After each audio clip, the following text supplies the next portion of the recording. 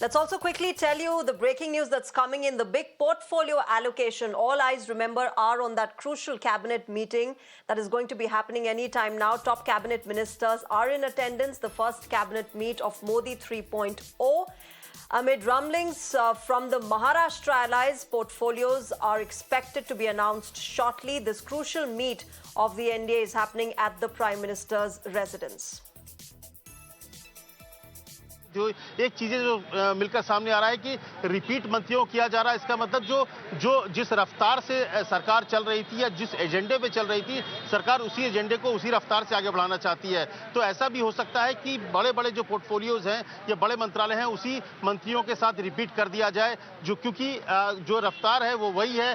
47 का एजेंडा है, विकसित भारत का संकल्प सिद्धि करना है। तो ऐसे में जो डेवलपमेंट वर्क चल रहा था उसी को और तेजी से आगे बढ़ाना हो तो उसमें रिपीट किया सकते हैं। लेकिन सीसीएस की अगर आप बात कीजिए, जिसके बारे में दित्या बार बार कह रहे हैं, तो सीसीएस में निश्चित तौर पर अमित शाह होंगे ही, राजनाथ सिंह होंगे ही, निर्मला, और इसकी बात 4 लोग की बात है। तो उसमें से मुझे लगता है ज्यादातर संभावना है कि रिपीट किया जाए उन्हीं लोगों को, और मंत्रालय में हो सकता है कि फेरबदल थोड़ा कर सकते हैं, लेकिन उसकी संभावना कम है। बस इंतजार है। कुछ ये भी कह रहे हैं कि किसी भी वक्त आना चाहिए, हालांकि इस कैबिनेट के बाद आज देर रात तक आ सकता है, लेकिन कुछ एक सोर्स ये भी कह रहे हैं कि शायद अगले 40 से 45 घंटे, प्रधानमंत्री ने किसी मंत्री को ये कहा भी था कि करीब 40-45 घंटे लग सकते हैं, क्योंकि एक एक व्यक्ति के हिसाब से मंत्रिमंडल को देना है, डिपार्टमेंट्स बांटना है जो अच्छे परफॉर्म कर सके उस हिसाब से।